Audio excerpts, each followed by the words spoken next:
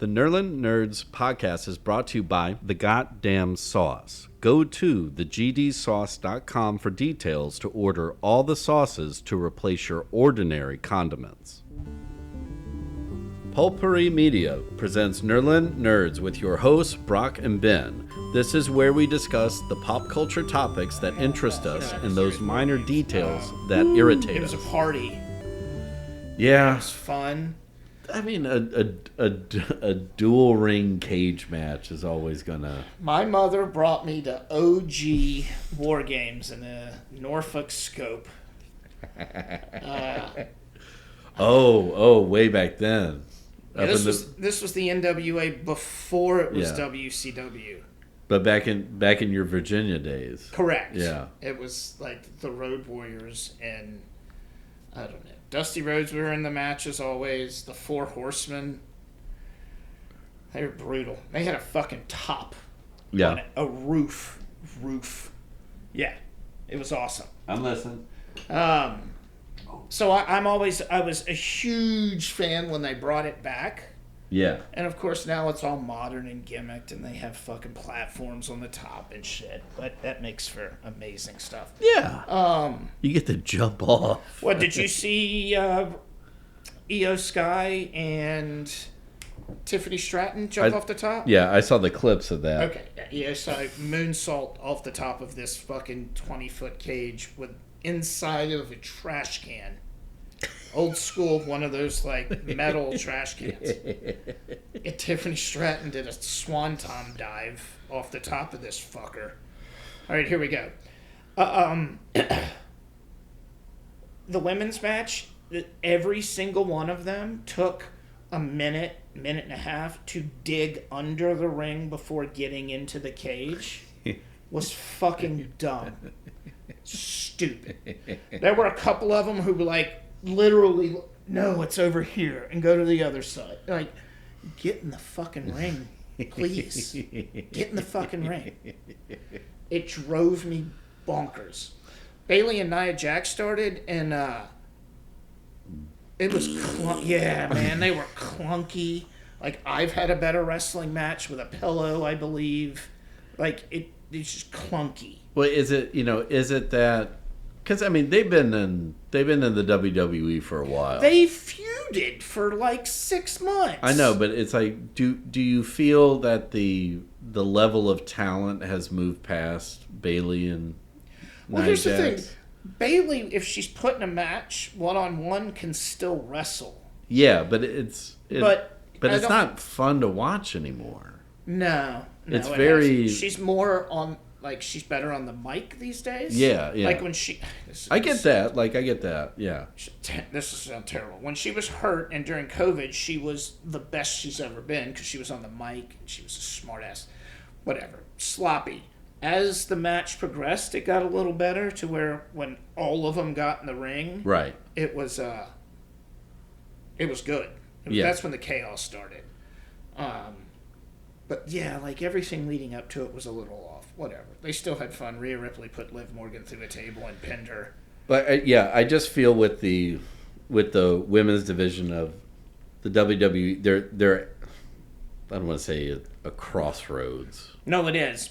But they're at that point where you have 3 or 5 or 6 people who have a talent level like. Yeah. They are really good wrestlers. They have really good personas. They are... Bianca Belair, and I don't like her, is like that. Rhea Ripley is like that. Liv Morgan's like that. So, but it's super top heavy, right? Right, yeah. Even on the other side. And then in like Bayley and Nia Jax, they're from that and transition Io Sky, period. Yeah. They've got a lot of female talent coming up from NXT. Right. They're stacked down there. No, I get that. It's like, but I just feel, you got those transitional superstars that were there when they went from bombshell, blonde bombshell exactly. To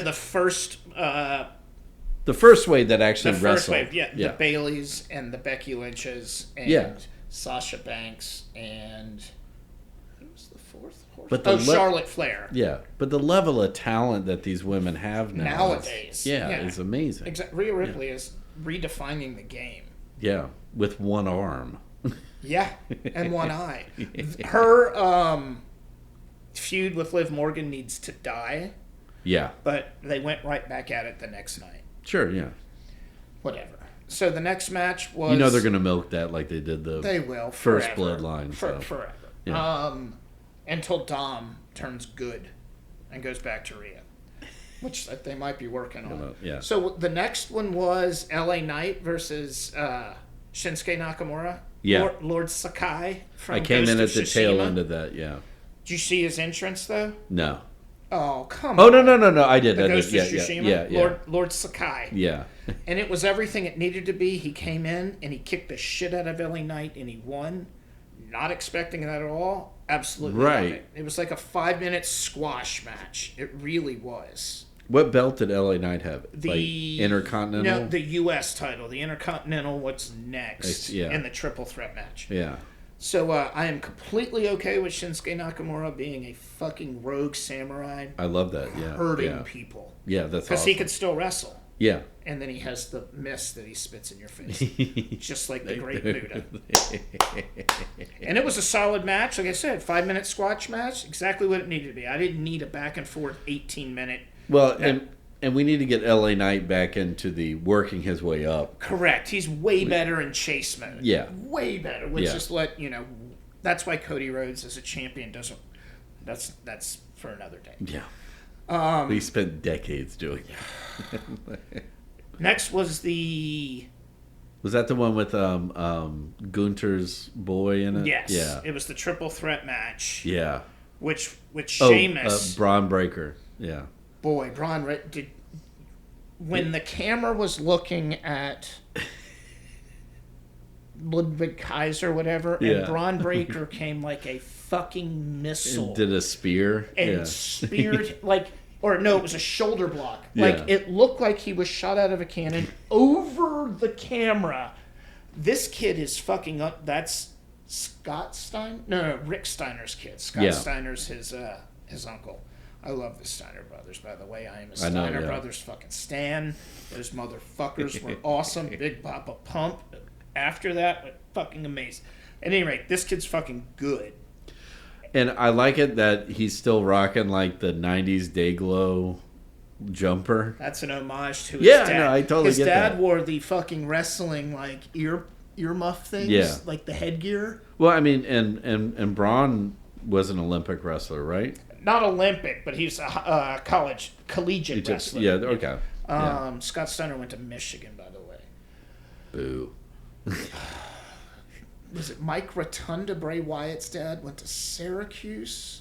Okay. Actually, both Steiner brothers. I like that, yeah. Went to Michigan. Sorry, I'm going down. Anyway. You're right, though. It's like... When you put Sheamus in there and a German... A skeevy German. Ludwig Kaiser. Oh, no, or no, that's right, because Gunther's Austrian. Yeah. And then Braun Breaker in there. It was hard hitting. Sheamus actually broke a rib. Yeah. Kaiser hit him with that shillelagh at the end. And, Jesus. Good God. Yeah, that sounded like it hurt. And it broke his rib, legit, he broke a rib. Which also explains why Sheamus, I mean, whether it's planned or not, it did not last long after that. No, which is exactly how it should have been. Kaiser was trying to sneak his way to the win. He beat up this, and then he took another giant spear. He jumped over a prone Sheamus this time in the ring. Braun Breaker's a fucking superstar to make and give him everything. I was gonna say is that I mean anybody who goes balls out, it's like early Steve Austin. This dude is fast. Yeah, early Brock Lesnar. Yeah, but not as gnarly. But just. And naturally just coked up.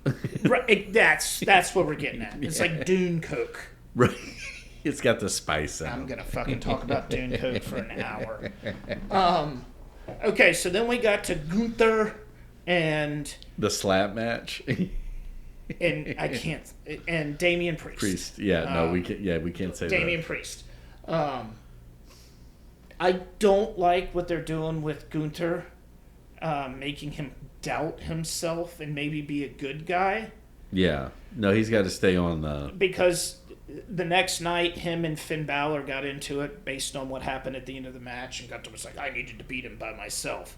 I need him as the fucking badass who, like, doesn't lose and talks down to everyone. I need that. Yeah, he's a wonderful permanent heel. Correct. Yeah. You know, like, fine, if you want to give him, like, the tweener role for a minute, cool. The gray. Sure, yeah. Cool. No, I got you, yeah. The match is what it is. They beat the shit out of each other, literally, for however long they did it, and Gunther won because Finn Balor is skeevy Finn Balor. Which I do like skeevy Finn Balor. So do I. Yeah. Like, I used to hate him. Now I really like Finn Balor. And we don't need to spend a whole lot of time on it, but man, we're gonna have to talk about the cage match after the break, anyways. They got to retool Damian Priest's persona. They got to find something better. I'm sorry, like, you know, I get it. And like Razor Ramon is his idol, right? okay. But like this, yeah, street fight, like his gear is wrong. Yeah. No, I mean, like he never used to wrestle. Like we said, like the hair, the outfit, like it just doesn't match what he's trying to exude. I don't think. No, like, right. The best way I can say it with that. And he's fucking fantastic. No, he is. Like fantastic in the ring, and he can key cut moves are awesome. Cut a promo. He sells like a proper big guy. He just looks like a douche. Yeah, man. He needs a makeover, and like they're tweaking his character, which is good. Yeah. Yeah, I keep saying persona. The persona doesn't need he needs the style, the aesthetic. Yeah, thank you. Yeah, the aesthetic. Because his fighting, his wrestling style is fine. That's what I'm saying. He cuts a good promo, and like his character work, he's been tweaking it, which you have to constantly evolve. But I don't know. There's just something not there. And I'm fine with the name, but the name doesn't match what he walks out with. No, it's like, you know, shitty braids and. Like you said, like Johnny Cage Street Fighter attire. Right, like, exactly. No. Like, I don't... Be the... if you want to be the badass Street Fighter, be the badass Street Fighter. Yeah. I mean, he's Puerto Rican, isn't he? Yeah. Yeah, so, like, dress like a fucking Puerto Rican. Yeah, again, I know. That's... Do the Razor Ramon a Jace. Without the curl. Or the accent. But see, he could Damian Priest was born in New York. Right, so, like, he's got that New York accent anyway. Anyway, yeah. Leaned into, you know, his Puerto Rican roots. Yeah. He can... Yeah, he should come out in, like, Jinko jeans and... like... that would be fucking great. A fucking wife beater. Like, that's it. Like, that's what it should be. And, like... now we're stereotyping. I know. Like, I feel bad about it. But, you know... Maybe not Jingo jeans, but like, I mean, seriously, there's like a black tank top. But and there's something missing. I don't know, but he can wrestle his ass off. And shave your head. Like, you don't need no braids. Or just Monday, he didn't have anything in it. He just had his hair pulled back. Okay, yeah, perfect. There you go. Yeah. Things. Do a fucking tight man bun on the back. Yeah, fine. trust me, I'm I good do with it. That. Yeah. I do it. Oh, I know you do. I'm that guy. I'm the old man. Yeah, but a good match nonetheless. Yeah, no, I mean, and the story they told, great. I'm just stalling so we can talk about War Games. Well, I also love it that Gunther always ends up like bleeding from the chest. It just no matter what, like all of his matches are going to be a chop fest, right? Yeah, to the point that you're bleeding from blood vessels and just being smacked. Like, imagine that, like you get slapped in your chest so hard the skin breaks that you bleed, and you have a bruise. The following segment has been brought to you by The Goddamn Sauce. Go to thegdsauce.com for details to order all the sauces to replace your ordinary condiments. The Nerla Nerds podcast is a production of Pulpery Media, produced and edited by Ben Grimion, marketing by Brock Ryder, graphic design by Beck Ryder and Ben Grimion, music by the Heisenberg Compensators.